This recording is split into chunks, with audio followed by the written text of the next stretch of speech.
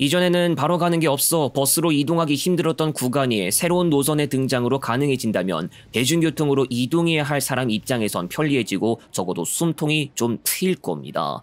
철도로도 바로 이동하기 굉장히 곤란한 곳이면 그만큼 버스를 이용해야 할 명분이 올라가게 되는 법입니다.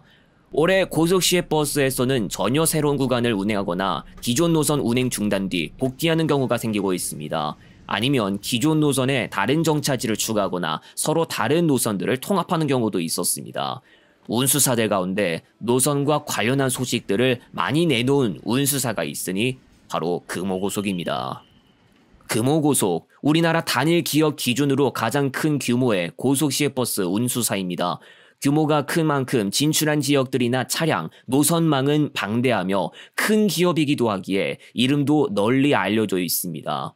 시작은 광주 전남 지역에서 했지만 전국적으로 뻗어나간 운수사이며 현재 금호고속에서 운행하는 노선들 가운데서는 호남 지역과는 전혀 상관없는 노선도 있습니다. 언급한 대로 큰 규모의 운수사이지만 금호고속은 예전만 해도 어려움에 시달렸습니다.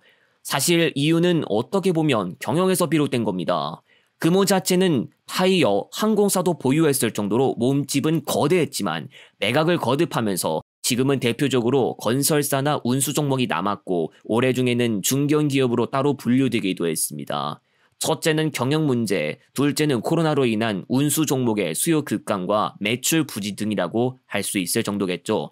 그래서 금호는 2020년대 속리산 고속과 전세버스 일부분의 매각을 단행했고 금호가 운행했던 몇몇 노선들도 운행을 관뒀으며 일부분은 다른 운수사에 분량을 넘기기도 했습니다. 올해 여름에는 청주 광주 노선에서 철수하면서 충북 지역의 터미널에서 완전히 발을 뺐고 이외에도 전북발 영남 지역행 노선들이나 영남 지역에서만 운행하는 단거리 노선들 그리고 평택시, 용인시, 강릉시, 금산군, 김천시, 문경시 진입 노선도 그동안 정리했습니다. 한때는 정리하는 노선들만 여러 개 나오면서 지속적으로 규모가 축소하는 듯한 모습을 보이기도 했습니다.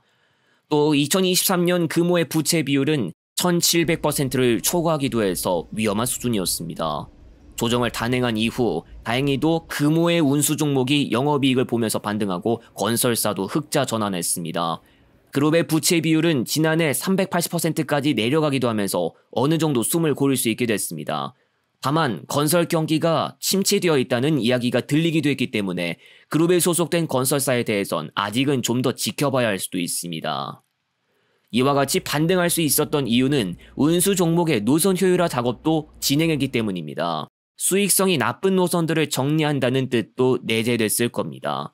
교환하거나 단순 매각 혹은 다른 후속 절차 없이 운행을 관둔 노선들도 있었는데 목록으로 정리하긴 좀 많습니다. 반대로 다른 방법을 통해 운행만큼은 유지하는 사례도 있습니다. 기존의 서울 익산 간 직통 노선은 연무대를 경유하거나 김제까지 운행하는 것으로 조정했는데 이 과정에서 서울 호남 논산 고속버스 터미널 간이 독립했고 전북 혁신도시와 자치 인제원, 애통리에 경유하는 식으로 하나의 형태로 운행했던 서울 호남 김제 간 노선이 합쳐지게 됐습니다. 이 과정에서 자치 인제원과 애통리는 서지 않게 됐고 서울 호남 김제 한평 노선도 중간에 조정된 것으로 인해 나온 결과물입니다. 의정부 광주 노선도 구리와 의정부역에 경유하기 시작했고 안산 수원, 병점동 순천 여수 통합 노선도 등장했습니다. 나주에서도 영남 지역을 갈 수 있게 됐고 인천 안산 익산 노선은 고창까지, 천안 광주 노선과 수원 광주 노선은 일부 차량편에 한정해 각각 아산 온양과 안양까지 연장됐습니다. 10월 15일부터는 인천공항 김제 정읍 고창 노선의 일부 차량편이 김제를 경유하지 않는 대신 담양까지 연장됩니다. 복귀하거나 새롭게 운행을 시작한 노선들도 볼만한데 공통적으로는 모두 타 경유지를 끼고 있습니다. 올해 가을부터 운행을 시작하는 노선도 역시 기종점 간 직통으로 운행하지 않습니다. 이 가운데 타 운수사가 운행한 비슷한 노선이나 구간도 있습니다. 이렇게 직행면허로 운행하면 종점까지 소요되는 시간이 더 추가된다는 단점을 가지고 있지만 한 차례 운행으로 복수 이상 지역의 수요를 한꺼번에 잡을 수 있다는 특징도 있습니다. 지자체 차원에서 지원되는 금전도 생각해 볼 만합니다. 타 운수사도 노선을 조정하거나 개통하기도 했지만 금호에 집중되는 이유라면 노선과 관련한 독보적인 행보가 아닐까 생각됩니다. 물론 이 가운데 철도와의 경쟁을 생각하면 아직은 의문점이 남은 구간이나 노선도 존재합니다. 금호의 이러한 노선 작업을 통해 승객 입장에서는 얻는 혜택도 존재할 겁니다. 철도만 이용할 수 있었고 버스가 운행 중단됐다가 복귀한 구간이라면 적어도 완전한 의존성은 덜 수 있는 겁니다. 또 철도가 전혀 없는 지역인데 고속 시외버스를 통해 갈 수 있는 행선지가 꽤 한정적인 경우도 혜택을 볼 수 있을 겁니다. 다만 이야기했듯 철도와의 경쟁에서 밀린다면 버스의 입지는 그만큼 불안해지고 경쟁과는 전혀 상관없이 지역이나 구간 수요 자체가 많이 부족해도 노선 운행을 지속할 동력은 떨어질 수 있습니다. 운행 중단 사유의 수요 부족도 충분히 포함할 수 있다는 걸 생각하면 사람들이 얼마나 이용하느냐에 따라 노선 운명이 좌지우지되는 운수 종목의 특징과 현실을 엿볼 수도 있습니다. 2020년대 들어 금호가 노선과 관련한 작업을 실행해 옮기고 앞으로도 긴 시간 동안 해당 노선들이 나쁘지 않게 운영될 수 있을지 지켜봐야겠습니다. 한편 2020년대부터 금호가 담당하기 시작한 구간이나 노선들 가운데 타 운수사로부터 양수하면서 운행에 들어간 경우도 있습니다. 광주 포항 간 직통 노선은 동양고속과 한일고속에서 담당했지만 한일고속이 먼저 철수한 뒤 동양고속이 잠깐 남았다가 2024년 1월 금호고속에게 바통을 넘긴 것입니다. 그 뒤에는 목포, 광주, 경주, 포항 계통과 통합했습니다. 천안 광주 노선도 동양고속이 담당한 분량이 있었지만 이건 역시 금호고속에게 이관되면서 동양고속이 광주에서 철수하는 사례도 있었습니다. 인천공항, 김제, 정읍, 고창 및 담양 노선은 정읍까지만 운행했을 당시 KD운송그룹에서 맡았다가 2024년 금호고속에게 넘겼고 포항, 경주, 순천, 여수 노선도 역시 지난해 중 이관된 곳입니다. 그리고 올해부터는 목포 시내버스도 담당하면서 시외버스가 아닌 시내버스 쪽에도 진출했는데 이것은 목포시가 노선 입찰형 준공영제 시내버스를 시행하고 창원의 마창여객과 서울시흥 운수와 함께 금호가 여기에 참여한 것입니다.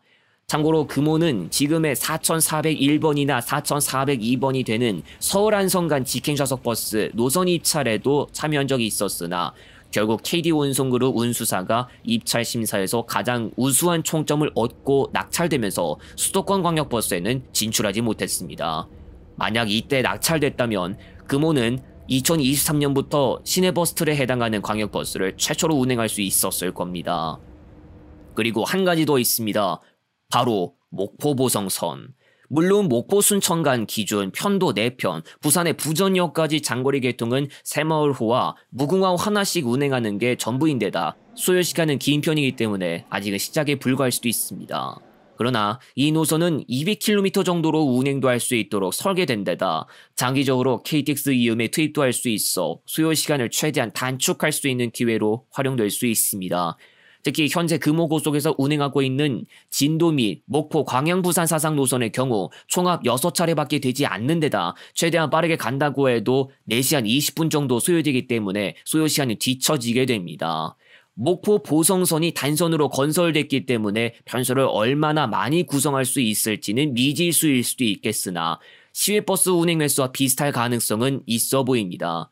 다만 목포 보성선은 시외버스를 통한 접근성과는 달리 해남읍이나 영암읍, 3호읍에서 떨어져 있고 전남도청을 필두로 하는 남학신도시 쪽은 임성리역과 가까운 편이지만 이 역은 광주 착발 포함 무궁화호 열차 편도 4편만 서고 있습니다.